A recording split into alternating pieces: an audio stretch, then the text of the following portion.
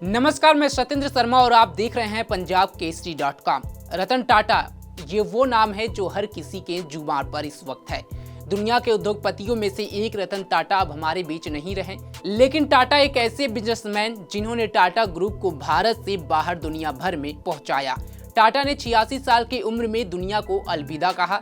देश भर के तमाम लोगों ने उनको श्रद्धांजलि दी। देश के बाहर भी इस अपूरणीय क्षति की चर्चा है। अल जजीरा, न्यूयॉर्क टाइम्स, द गार्डियन और डॉन जैसी मीडिया संस्थानों ने इसे रिपोर्ट की। तो आइए जानते हैं कि विदेशी मीडिया ने रतन टाटा को लेकर के क्या कुछ लिखा है। रतन टाटा के ऊपर बीबीसी ने ऑब्ituary छापी है। British public service broadcast BBC ने हेडलाइन दी है obituary, Ratan Tata the modest Indian tycoon, श्रद्धांजलि रतन टाटा, एक विनम्र भारतीय उद्योगपति। बीबीसी ने अपने इस लेख में लिखा है कि इस दिग्गज ने 2 दशक से भी ज्यादा समय तक टाटा समूह का नेतृत्व किया। इस समूह को नमक से लेकर सॉफ्टवेयर तक की 100 से ज्यादा कंपनियों के समूह के रूप में जाना जाता है। इसमें लगभग 6,60,000 लोग काम करते हैं। समूह का वार्षिक राजस्व $100 बिलियन यानी कि करीब 8 लाख करोड़ से ज्यादा है। द स्टोरी ऑफ टाटा के लेखक पीटर केसी के अनुसार कंपनी का सिद्धांत पूंजीवादी को परोपकार से जोड़ता है और ये समूह इस तरह से व्यवस्था करता है कि इससे दूसरों का जीवन बेहतर हो। वहीं अंग्रेजी मीडिया संस्थान अल जजीरा ने लिखा कि टाटा समूह ने 2009 में टाटा नैनो कार बनाकर पूरे ऑटोमोबाइल इंडस्ट्रीज को सरप्राइज कर दिया था।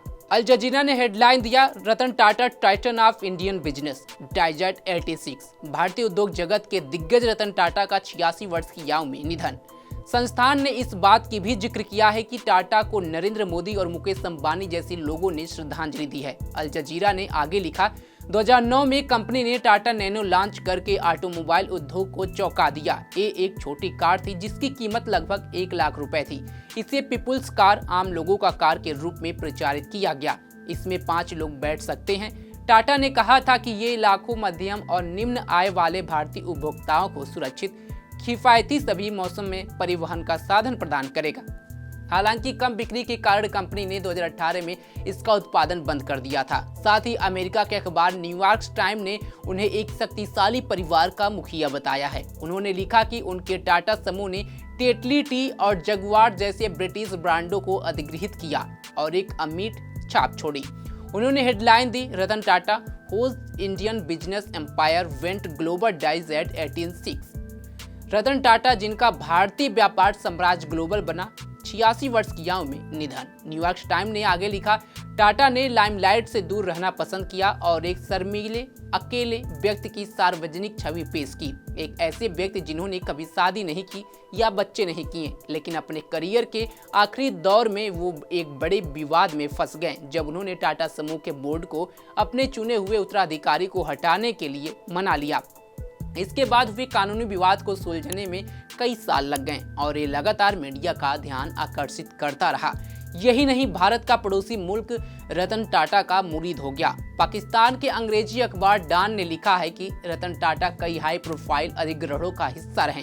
उन्होंने टाटा समूह को वैश्विक मंच पर स्थापित किया। अखबार ने आगे लिखा है कि अपने शुरुआती कदमों में रतन टाटा ने टाटा समूह की कुछ कंपनियों के प्रमुखों की शक्तियों पर लगाम लगाने की कोशिश की, रिटायरमेंट की आयु तय की, युवाओं को बड़े पदों पर प्रमोट किया और कंपनियों पर नियंत्रण बढ़ाया। रतन टाटा को 2008 में पद्म विभूषण से सम्मानित किया गया था। द गार्जियन ने इस बात का जिक्र किया है। उन्होंने हेडलाइन में लिखा है, Indian tycoon Ratan Tata dies eight as 1806। भारतीय उद्योगपति रतन टाटा का 86 वर्ष की आयु में निधन। ये रतन टाटा की महानता को ही प्रदर्शित करता है कि उनके निधन से सिर्फ भारत ही नहीं बल्कि पूरी दुनिया में शोक की लहर है। रतन टाटा के बारे में आप क्या जानते हैं, कमेंट बॉक्स में जरूर बताएं। तमाम खबरों के लिए जुड़े रहें हमारे साथ और देखते रहें पंजाबकेसरी.com। धन्यवाद।